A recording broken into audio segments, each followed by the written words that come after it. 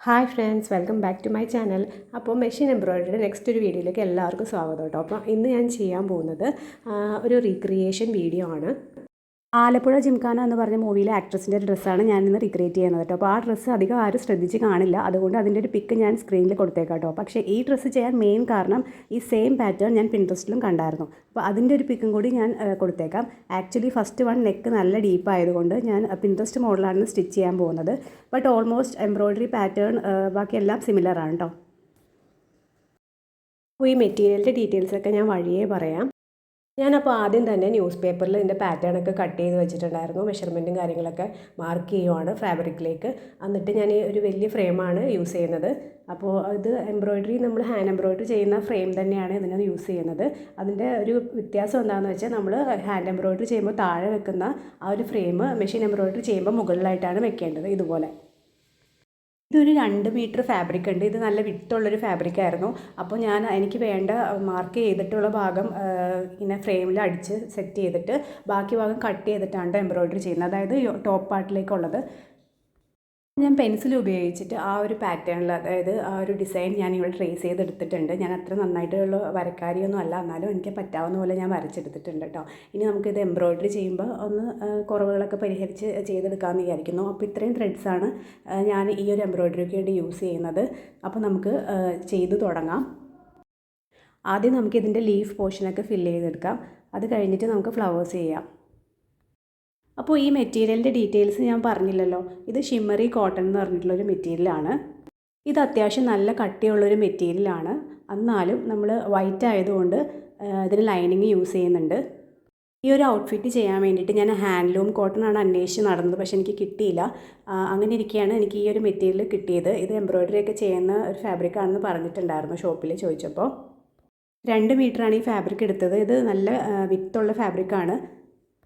65 ഇതിൻ്റെ വിട്ട് വരുന്നത്. പിന്നെ എനിക്ക് വേറൊരു കാര്യം പറയാനുള്ളത്, ഞാൻ കംപ്ലീറ്റ്ലി ഒരു ബിഗിനറാണ്. അപ്പോൾ എൻ്റെ മുമ്പത്തെ വീഡിയോസ് കണ്ടിട്ടുള്ളവർക്ക് അറിയാൻ പറ്റും. ഞാൻ എല്ലാ വീഡിയോസിലും ഇത് പറയുന്നുണ്ട്. അപ്പോൾ മുമ്പത്തെ വീഡിയോസ് കാണാത്തവർ ഉണ്ടെങ്കിൽ അവർക്ക് വേണ്ടിയിട്ടാണ് ഞാൻ പറയുന്നത്. ഞാൻ ഈ എംബ്രോയിഡറി മെഷീൻ വാങ്ങിച്ചിട്ട് കുറച്ച് മാസങ്ങളെ ആയിട്ടുള്ളൂ. ഈ എംബ്രോയിഡറിയുടെ ഉള്ളൊരു ക്രേസ് കൊണ്ടിട്ട് ഞാൻ വാങ്ങിച്ചതാണ്. പഠിപ്പിക്കുന്ന സ്ഥലം ഒരുപാട് അന്വേഷിച്ചെങ്കിലും കിട്ടിയിട്ടുണ്ടായിരുന്നില്ല. അപ്പോൾ ഞാൻ സ്വയമേ പഠിക്കുവാണ്. യൂട്യൂബ് ചാനൽസൊക്കെ നോക്കിയിട്ട്, കുറച്ച് ഹിന്ദി ചാനൽസൊക്കെ നോക്കിയിട്ട് ഞാൻ പഠിച്ചെടുത്തതാണ്.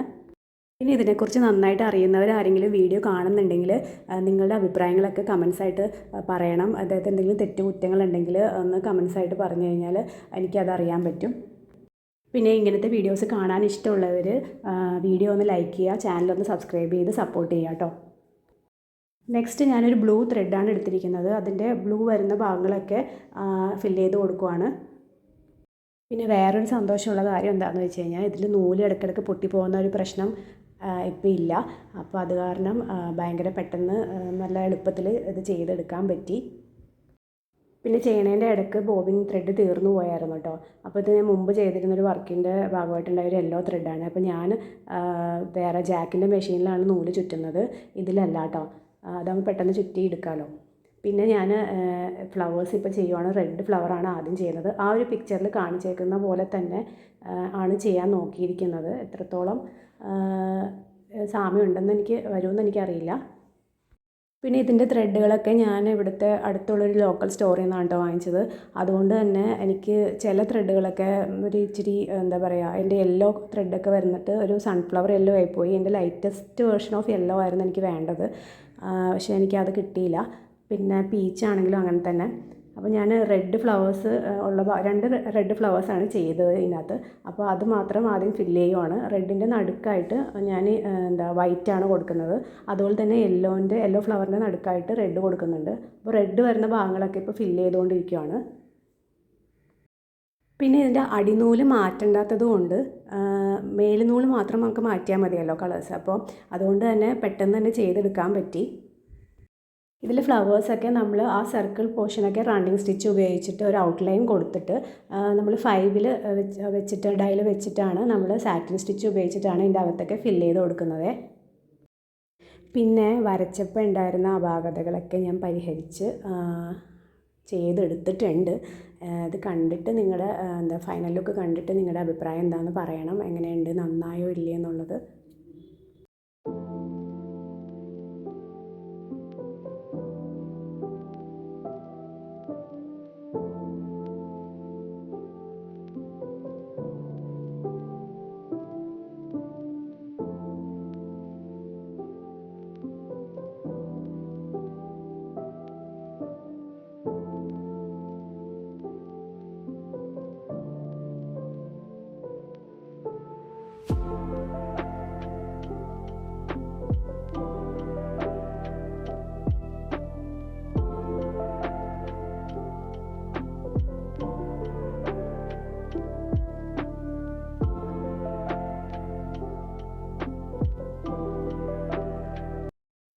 നമ്മുടെ എംബ്രോയിഡറിയുടെ ഫിനിഷ് ആയിട്ടുണ്ട്. ഇനി നമുക്ക് റൈറ്റ് സൈഡും കൂടി ചെറിയൊരു പോർഷൻ ഇതുപോലെ തന്നെ ഫില്ല് ചെയ്തെടുക്കാനുണ്ട്. അതും കൂടി ഫില്ല് ചെയ്ത് കഴിഞ്ഞിട്ട് നമ്മുടെ ഡ്രസ്സ് സ്റ്റിച്ച് ചെയ്തിട്ടുള്ള ഒരു ഫൈനൽ ലുക്ക് വീഡിയോ ഫോട്ടോസൊക്കെ ഞാൻ നെക്സ്റ്റ് വീഡിയോ ആയിട്ട് ഉൾപ്പെടുത്തുന്നതായിരിക്കും. പിന്നെ സ്റ്റിച്ച് ചെയ്യുമ്പോൾ എടുത്ത കുറച്ച് വീഡിയോസ് ഉണ്ട്, അതും കൂടി എല്ലാം കൂടി ഉൾപ്പെടുത്തിയിട്ട് ഞാൻ നെക്സ്റ്റ് വീഡിയോ ആയിട്ട് ചെയ്യുന്നതായിരിക്കും കേട്ടോ. അപ്പോൾ ചാനൽ ഇതുവരെ സബ്സ്ക്രൈബ് ചെയ്തിട്ടില്ലാത്തവരുണ്ടെങ്കിൽ ചാനൽ ഒന്ന് സബ്സ്ക്രൈബ് ചെയ്യുക, കമൻറ്റ് ചെയ്യുക, ലൈക്ക് ചെയ്യുക. ബൈ.